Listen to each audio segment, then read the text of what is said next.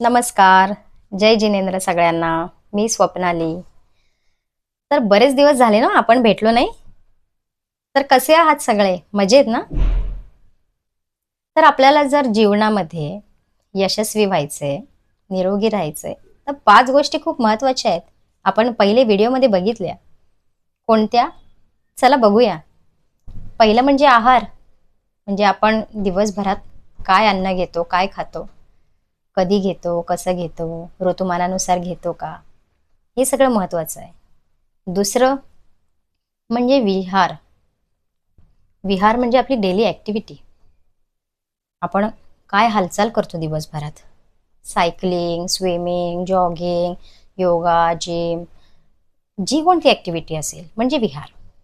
कारण आपल्याला mental relaxation हे मिळालं पाहिजे, स्ट्रेचिंग मिळाली पाहिजे, फ्लेक्सिबिलिटी पण झाली पाहिजे, है ना? परत वजन उचलणं पण येते त्याच्यामध्ये, स्ट्रेंथ ट्रेनिंग, हे म्हणजे विहार. तिसरं म्हणजे आचार. तर समाजात आपल्याला जर राहायचंय तर आपल्याला नियम पाळायला हवे, स्वयंशिस्त हवी, म्हणजे आचार. चौथं म्हणजे विचार. विचार हे सकारात्मक असले पाहिजे.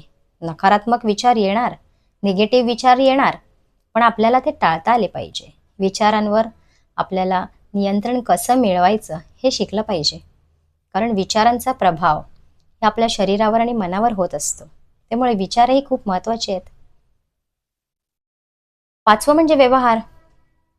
तर आपला व्यवहार हा इतरांशी चांगला आणि सकारात्मक असला पाहिजे. तरच आपल्याला आनंदी, समाधानी राहता येईल ना आपल्या व्यवहारामुळे. तर हे 5 घटक म्हणजे आहार, विहार, आचार, विचार आणि व्यवहार, या 5 घटकांचा समतोल आपल्याला साधता आला पाहिजे जर आपल्याला निरोगी राहायचंय आणि जर सक्सेसफुल व्हायचंय आपल्या आयुष्यात. तर पहिला घटक बघूया आपण, आहार, है ना? तर आहाराचा हिशोब आपल्याला ठेवायची गरज आहे किंवा आपल्या पुढच्या पिढ्यांना ठेवायची गरज आहे. ह्याच्या अगोदरच्या पिढ्यांना ठेवायची गरज नव्हती. म्हणजे आपले आई वडील, त्यांचे आई वडील किंवा अगोदरची पिढी जी होती, जुनी पिढी, त्यांना ठेवायची गरज नाहीये किंवा पडलीच नाही त्यांना कधी. कारण त्यांची शारीरिक हालचाल ही खूप व्हायची, त्यांची कामं त्या प्रकारची होती. पण आपली शारीरिक हालचाल ही खूप कमी प्रमाणात होते. आपले बैठे काम वाढलेलं आहे. त्यामुळे आपल्याला आहाराचा हिशोब ठेवायची गरज आता पडतीये. तर आहार हा कसा असला पाहिजे, कोणत्या प्रकारचा असला पाहिजे, हे आपण बघूया. तर म्हणतात ना, जैसे खावे अन्न तैसे होवे मन. जसं आपला आहार किंवा जसं आपलं अन्न तसं आपलं मन, तसे आपले विचार. कारण त्या अन्नपदार्थांचा आपल्या विचारांवर, आपल्या मनावर परिणाम होत असतो. म्हणून म्हणतात ना, जैसे खावे अन्न तैसे होवे मन. तर योगाभ्यासमध्ये आणि आयुर्वेदामध्ये आपले साधू संत ते पण सांगतात की आहाराचे 3 प्रकार असले पाहिजेत: सात्विक, राजसिक आणि तामसिक. त्याला गुणही म्हणतात आणि प्रकारही म्हणा किंवा स्वभावही म्हणा. म्हणजे अन्नाचे 3 प्रकार म्हणा, 3 स्वभाव म्हणा किंवा 3 गुण म्हणा: सात्विक, राजसिक आणि तामसिक. तर सात्विक म्हणजे काय? तर सत्व असलेलं, त्याच्यामध्ये पोषण असलेलं, न्यूट्रिशन असलेलं, की जे खाल्ल्यानंतर आपल्याला पोट भरल्याचं समाधानही मिळेल, पोट भरेल आपलं, कुठे थांबायचं हेही कळेल आपल्याला, त्याच्यातून न्यूट्रिशन मिळेल म्हणजे विटामिन मिनरल ते मिळेल आपल्याला, झोप चांगली लागेल, आपल्याला ऊर्जासुद्धा मिळेल, त्याच्यातून आपली इम्युनिटी वाढेल, रोगप्रतिकारक शक्ती, त्याच्यामध्ये मिठाचं प्रमाण, तिखटाचं प्रमाणही कमी असेल. म्हणजे सात्विक अन्न हलकं आहे ना, कारण ते पचायला. दुसरं म्हणजे काय? तर राजसिक.